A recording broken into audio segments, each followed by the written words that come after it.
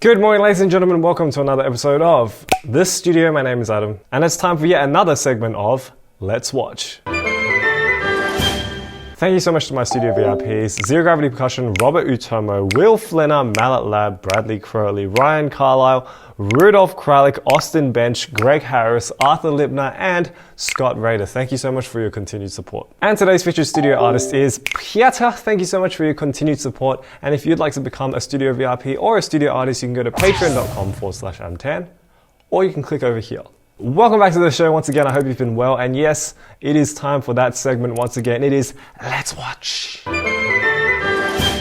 So if you're new to the show, Let's Watch is basically a segment where we watch other people's performances on the channel together, because I really think it's really important to support other percussionists, and I really like watching other people's performances. So adamtanpercussion.com/submit. So if you have a video that you'd like to share, it doesn't even have to be a marimba video. It can be literally any percussion related video that you'd like to share on the channel.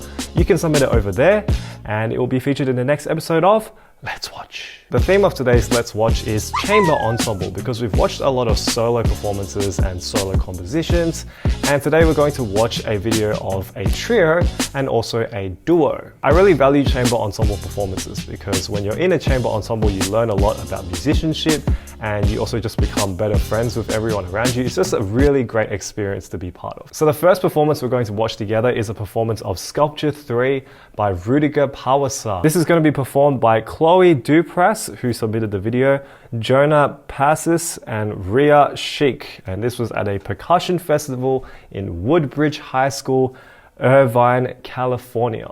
Okay, so there are 3 marimba players and there are 3 field frame Yamaha marimbas that look like they're used for front ensemble, and there is also a crash cymbal in the middle. Now, I just noticed something real quick before I start the video. The girl at the back has her music stand super high. Like, I can't even see her hands at all. I can't see her mallets or anything. The thing that I always tell my ensemble students is to keep their music stands low if you need to use music. And you can see the 2 people in front, they've kept their music stands quite low and they're facing upwards as well. They're not vertical, so they can directly see each other's mallets and they can have a clear line of sight. Anyway, let's get started with the video.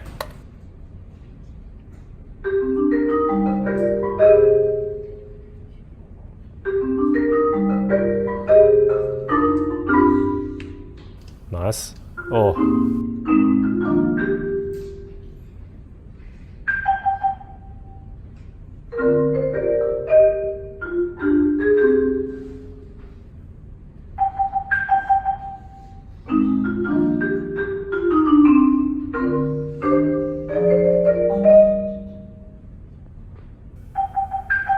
Okay, I know that this is really early on in the piece, but you might have noticed that they're doing a lot of these cues to cue each other in.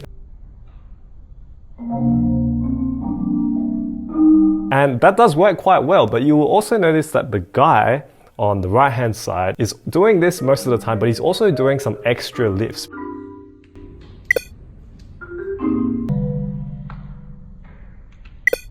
In a chamber ensemble environment, especially when you're using the mallets to cue people, I think wiggling can also be quite distracting, so just be careful with that. But so far it actually sounds pretty good, so let's keep listening.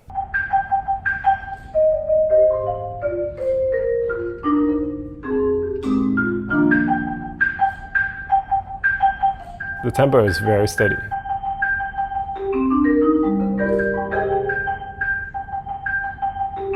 Now you can see the girl is nodding her head, the girl at the front.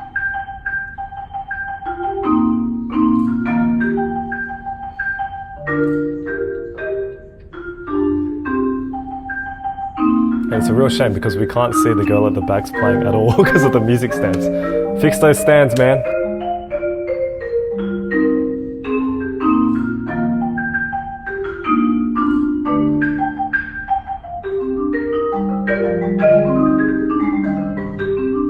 Oh, okay, they're losing the beat a little.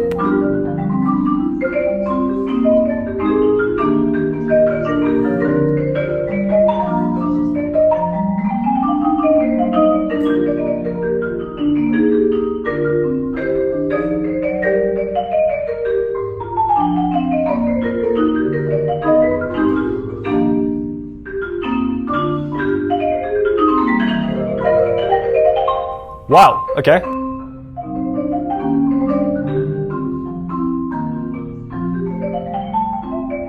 Oh, okay. So now you can start to feel as we deviate away from the simpler patterns to the more elaborate and fancy runs,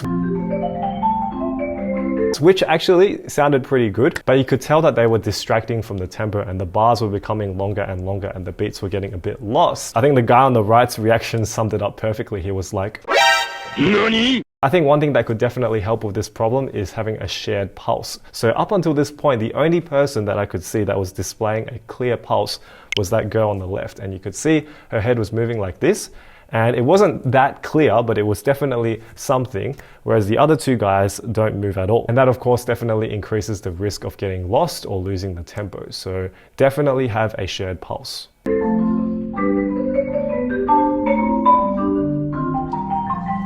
Seems like they got it back in time now.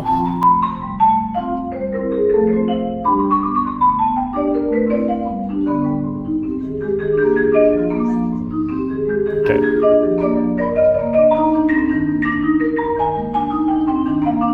It's pretty steady now, it's good.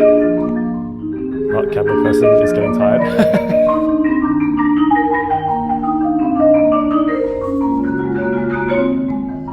Nice. That was a nice shared gesture there. Yeah, it's nice that they're doing this together.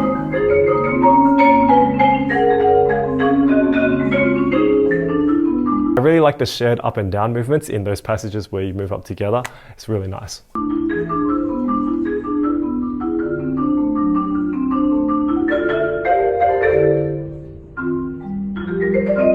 Okay.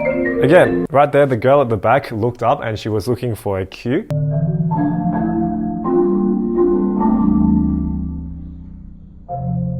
And she was looking for a cue from the girl in front. So if you guys ever want to perform this again, definitely it would be good to assign some cues to people. So maybe you'd say in this section, okay, this girl in the front is going to do 1. And everyone is going to follow that 1 no matter what happens. That would be like a fail-safe way of making sure you guys start together.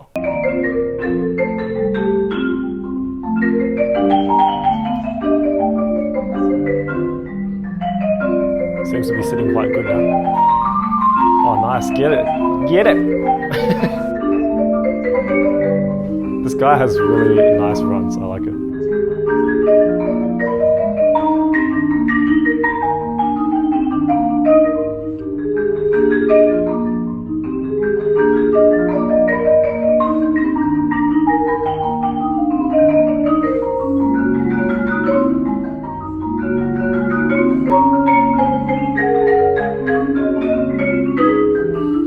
Okay, that seemed like it was more together, that triplet run.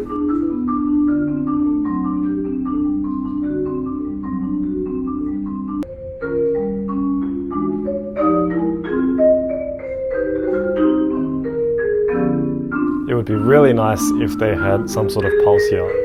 There's definitely enough time to move your head or your foot or something, but it's still staying together, so.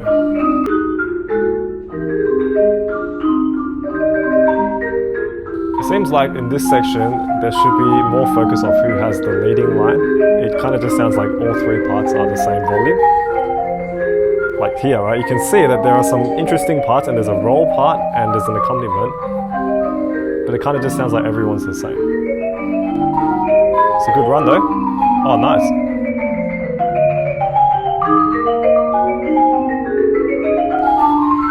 Oh, nice.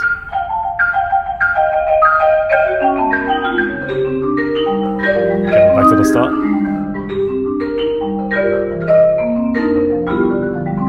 See the tempo is shifting again, but and then suddenly it's become a lot slower.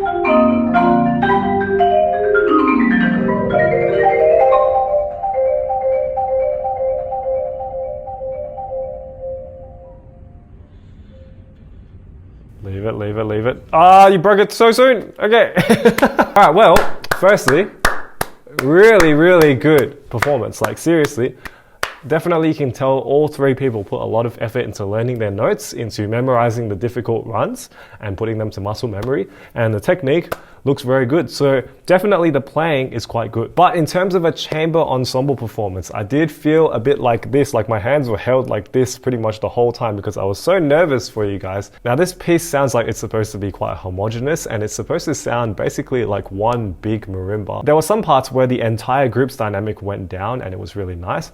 But a lot of the time you could feel that all the parts pretty much sounded more or less the same. Firstly, maybe you can try experimenting by putting the ensemble in a triangle formation as opposed to a T. So the instruments are facing inwards towards each other, so then you can all see each other directly without having to turn your head like this. Secondly, drop the music stands. Like seriously, that back music stand made it very difficult for that girl to see, and it made it very difficult for the two guys in front to see her. So if all the music stands are really low, you have a really nice flat level line of sight. Thirdly, I think it'd be nice to take it a little bit slower and agree on a pulse. It was definitely getting quite quick.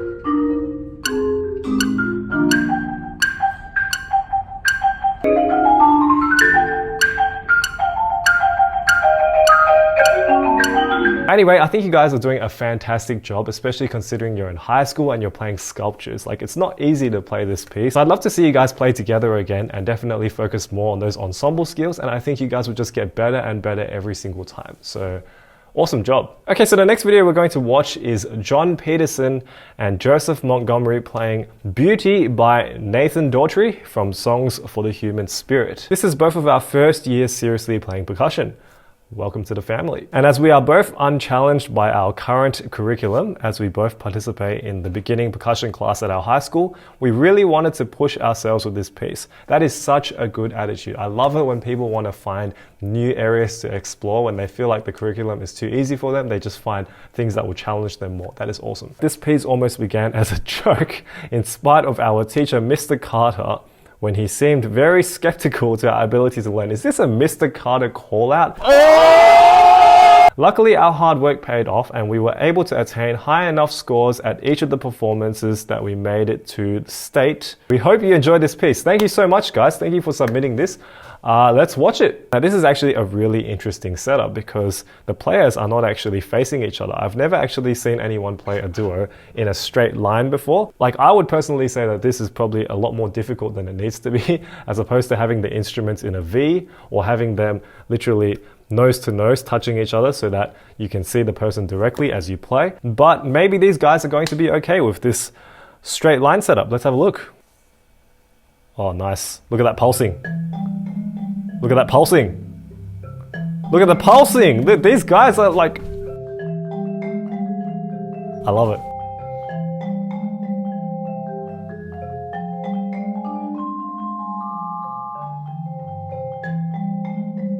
Oh, by the way, the playing is really good so far, but can I just say the suits look super fresh.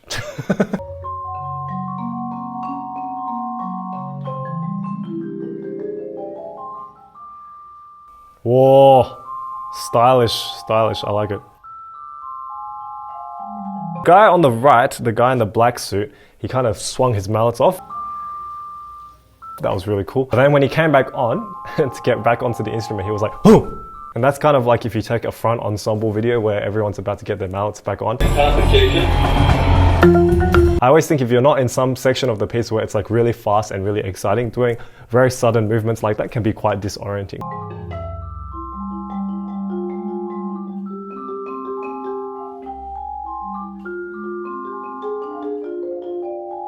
They're very together, very, very together.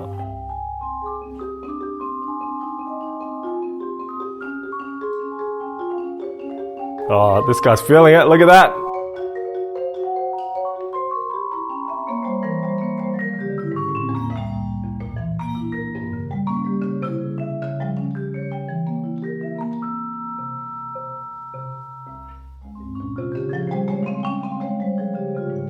Nice.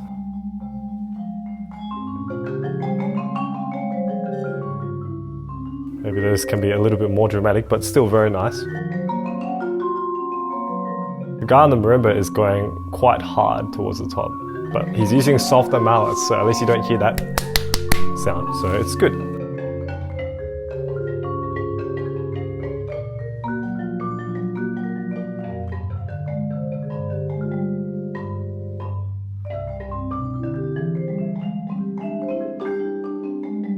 What?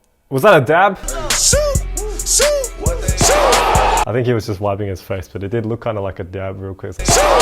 Now the video is about to end by the looks of it, so actually this piece isn't that long, which is really sad because I wanted to hear more, but it sounds really good so far. The technique is actually really good for people who have been playing only for 1 year. Like, that's very impressive. I also really like that both of them are pulsing like quite a lot, especially the guy on the left. He's been pulsing since the beginning, and the guy on the right started joining in towards the more loud bits. So it shows that you're enjoying the piece, but it also shows you guys have a shared sense of beat, which I think is very important. I do think that it would have been better if you guys were in a V shape, because then you would be able to see each other, because right now it doesn't look like you guys are visually looking at each other. Like, even if you're thinking about peripheral vision, it just seems like he's going to be like a little dot in the corner. So I also think the guy with the black suit has very good dynamic control, but he's definitely pushing it very loud towards the top. Whereas the guy in the grey suit isn't really going past a certain level.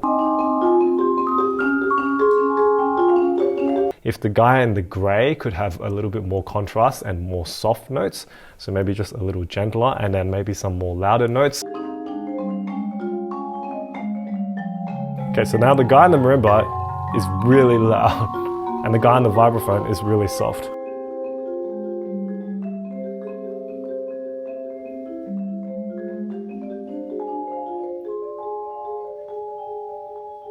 The guy in the marimba is still really loud.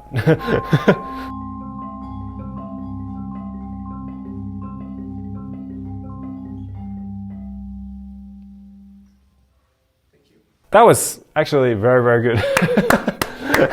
Actually very impressive. Well done, guys. Now, with both performances that we've watched today, you might have noticed at the end, they kind of just break the silence very quickly. Like, they finish the note and then they're just kind of like, all right, see you later. I reckon you could definitely consider holding the last note a little bit longer. So you hit the last note and you wait, like 5 full seconds almost. And if you wait until it's rung over the top of the audience to the back of the hall or the back of the room that you're playing in, and then you break the silence by moving and sort of smiling and bowing, all that sort of stuff, that will be much more effective. Definitely you guys had a really good sense of shared time, even though you guys weren't looking at each other, so you guys must be really good friends. Because usually when people are good friends, they kind of just connect naturally. I don't know why that happens. It's just like, of course I can't really say much about this piece because it is quite short and it is quite simple. So if you guys were to take on a more complicated piece, I think you guys would do a great job. Anyway guys, if you want to support the people that were featured in today's episode, all of the links to their videos are in the description below, so go and support them because they were very nice to submit their videos to this segment. Thank you so much again. And please leave down in the comments below if you have anything you'd like to see on the next episode, because I love hearing from you guys so much. Once again, if you ever want to submit something to Let's Watch, you can submit it right now at adamsandpercussion.com/submit to be featured on the next episode of Let's Watch. But yes, thank you so much for watching today's episode, and I'll see you guys next week for another episode of The Studio. Good night.